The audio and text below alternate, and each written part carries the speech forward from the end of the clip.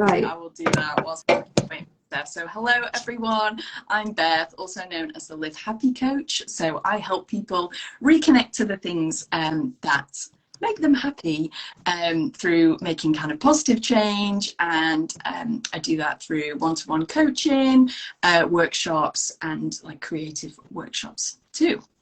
And I've invited Steph tonight, so I will let Steph introduce herself. Thanks. I should be called the Leet coach then. Fashionably late. Sorry, yeah. So hi everyone, I'm Steffie Sheriff. I'm also a transformational coach, and for me it's all about working with people who are wandering and wondering across the globe and wondering what's next in life and how to get there with purpose. So yeah, and obviously it's great to be joined by the lovely Beth. You bring me joy all the time, so it's really nice to do some collaboration with you. So and we did our training together, our coaching training with Animas, so it's like really lovely to kind of still be in touch and doing something together. But before we start, I wanted to read something to you, and if you've ever come to one of my workshops, I use this book loads. It's called Shine From Within by Nikki Bannas. It is a book full of letters. They're all like short little pieces, and they're so lovely, and it's one of those books that you can just pick up and something will just like jump out at you, it will just speak to you. And I found this one that is called Slow, and I thought it was really appropriate, so I wanted to read it out to you all today. So it's called Slow. Slow it all down. Take a break from your full calendar for a moment or 10 to simply be. To remind yourself that this is life right here, right now, and that this life really is beautiful. Slow down from the world spinning around you to simply wiggle your fingers and toes. To remember that life is precious and fragile and should be lived in joy. Slow it down every now and again to remind yourself that whatever is happening or wherever you may find yourself in your journey right now, it's all as it's supposed to be. And I just thought that was lovely. I was having a little flick through it and thought, yeah, that is something to read out tonight. Really kind of on message, really, because tonight we're talking all about burnout. So I wanted to ask you, Steph, like, how does burnout show up for you? What's your personal experience with it? Yeah, I mean, I've probably been kind of battling over the last 10 years, you know, through kind of going through a corporate career. I've had quite a lot of cases where, you know, I think I've got to the point of not actually getting to burnout, but realizing that it's creeping upon me. And I think just kind of realizing that it is okay to slow down. Like all of us, you know, we're all human, but we all seem to have been in this kind of firefighting with emails, and I think it's just realizing that it's actually okay to slow down. And the more that you do that, the more you can realize that you can offer more by getting yourself into a bit of a slower pace and being able to see kind of, you know, the wood through the trees. I mean, one thing that always sticks out for me, and having been coached before, you know, pre-COVID, it was maybe like 6-7 years ago, being really worried about having to cancel a meeting. And I know burnout can show up in many ways, whether it's work-related, whether it's you're busy with a family, friends, you know, just everyday kind of life. But for me, it was a work issue, and it was having the guilt of having to cancel a meeting because it was so important. And you know, work is work, but actually, you know, having that coach, and I remember her saying to me, but if you're going to go into that meeting tomorrow knowing the way that you're feeling now, are you going to be able to give 100%? And it was really like actually stepping back thinking, no, I'm not. And you know, by doing that, and obviously the people that I was having the meeting with, the clients, they were supportive, they understood, and we could reschedule, you know. it's you can do that.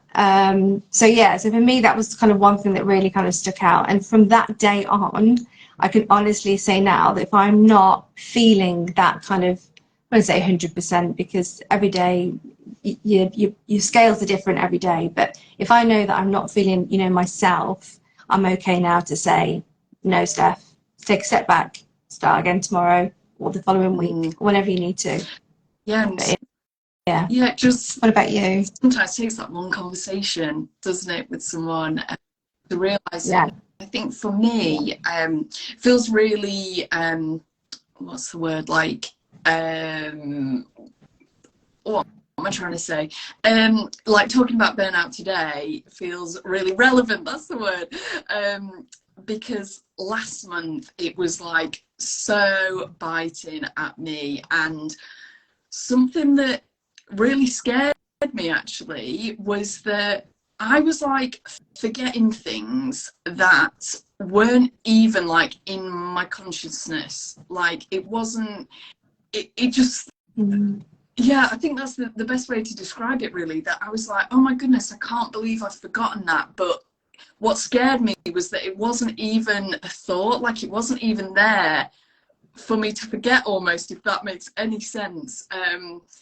Yeah, and I just thought, hang on, I've like got way too much going on. And March was like a really exciting time. I had like 3 workshops, and I love doing workshops, and so this is in no way saying that I don't want to do that, because I really do. But I think just you sometimes just say yes to things, don't you? And you don't always think about kind of future you and kind of planning time for things, and that mental load. I think that's something that I've really, like, it's come more into my consciousness, thinking about that mental load and making sure, you know, that I'm on top of things really. And you know, you can still say yes to an opportunity, but it could be like, yes, but like, yes, I can do that. I'd love to work with you. I'd love to do that, but I can't do it in May. Let's do it in June, for example. I think I need to, yeah, get better at that, and kind of working on that boundary. But, you know, I get all excited and I want to say yes to everything.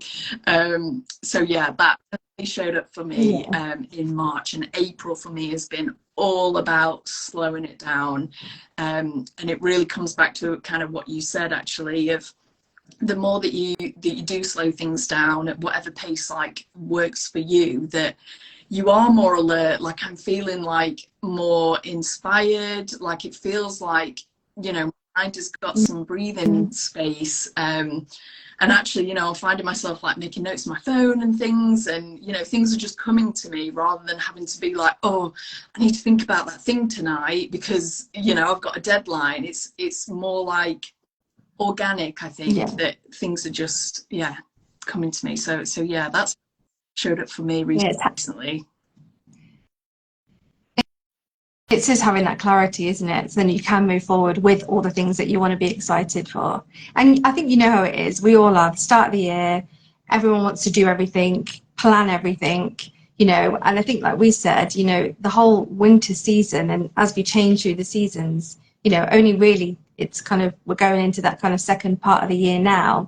So it's okay. Yeah, definitely been a learning for me. So Steph, for everyone here and watching on the replay, could you give me your top tips for keeping burnout at bay?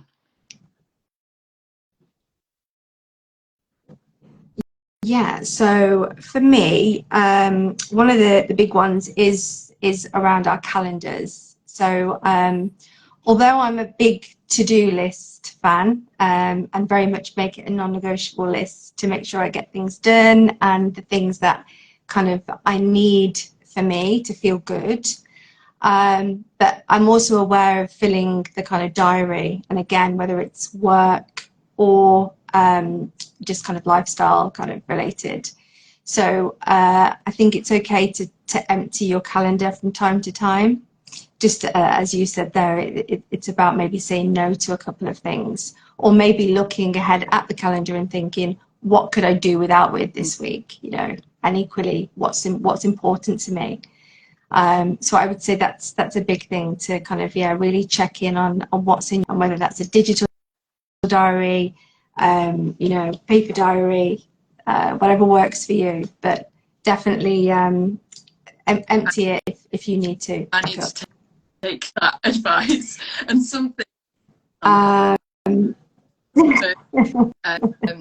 paper thing, I mean, obviously that's like a personal preference, but I'm actually finding that using both is really helping me. That's why I'm sharing this, that I have my digital calendar, and you know, I think that you can fall into the trap when someone's in front of you and you go, oh yeah, let me check, and you know, it's there available to you.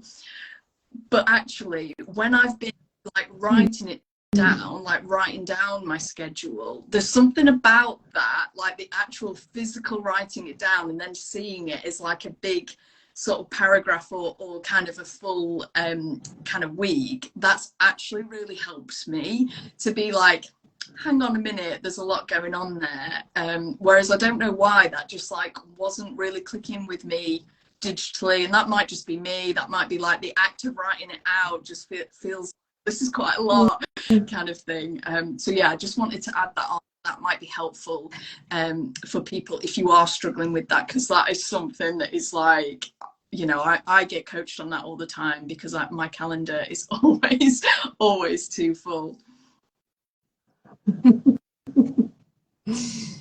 Yeah, as I said, it's preference, isn't it? But yeah, that's one. My second one would be around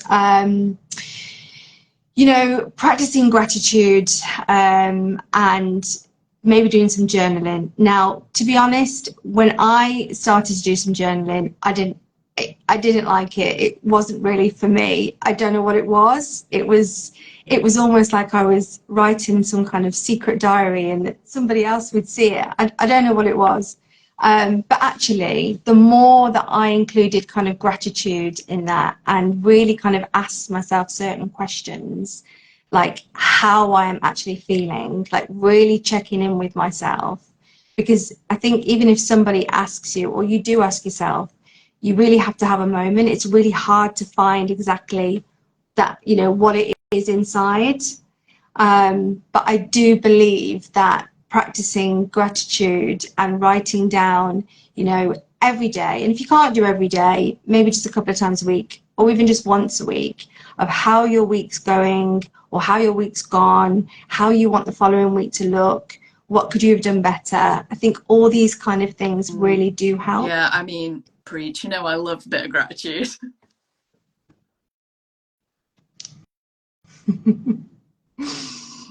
Yeah. So yeah, and then the third one for me, and you know, again, I think just from kind of going through my own experiences, but it's okay to have what we would maybe call a wellness day. I know that some parts of the world actually use the term mental health day, and it is to a point where you just take the day off. You need do whatever you need to do. I think a lot of corporates around the world actually accept this now as well. But wellness can be whatever you want it to do. If you want to sit in bed all day and scroll through your phone or watch a film, then that's fine. If you want to take yourself off and go to the gym, go to a yoga class, you know, cook, whatever that looks like. But you know, I've always been one to kind of feel, or used to feel, quite guilty for doing it. And now I've just realized how much I need those days. So I think, yeah, don't be afraid to, or don't feel guilty to want to have a wellness day. And even if you feel, you know, you get to the point where you think, well, I'm not at a point where I feel like burnout or I'm stressed. Sometimes it's good to take it before you kind of get to that point. But yeah, that's probably my biggest takeaway, is that don't feel guilty. I think it's so important to take that time for ourselves, and it comes again back to what you said at the start. You know, you kind of can't give your, you know, your full potential. You know, you're not reaching your full potential, not giving it your all, because you don't have anything left in the tank. And it's so important to be, you know, we say it all the time, don't we, about filling up your cup, because you know, you don't want to be at that point where burnout is biting. And if you are taking that time for yourself in whatever way feels good for you, it doesn't matter what it looks like. You don't have to post it on your Instagram. You can just have the day to yourself. It doesn't have to look good. You can just slob around if that is all you need.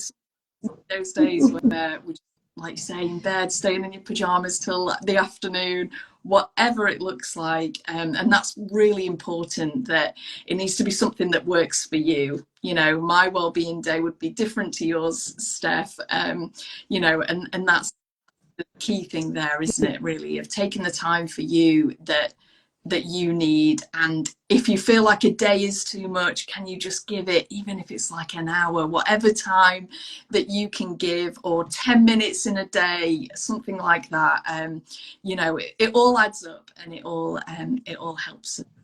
So, yeah. Yeah, Thank you absolutely. so much, Steph, for your tips there. Thank you for joining me eventually. I'm sorry for the tech issue there in No, the end. You know, appeared out of the black. Yeah, we got there in the end. we all love tech, but it doesn't always love us back. So that's the way it goes. It's Exactly. on Instagram. We will post this. It'll appear on our grids, so you can catch up as well. But yeah, if you want to connect with us, if you've got any questions about anything that we've said, then do drop us a DM. Thank you so much for joining, Steph. I will let you get back to your evening. I know it's late for you, and thank you everyone for joining. Thanks so much, Beth. See you Bye. soon. Thanks, everyone. Bye.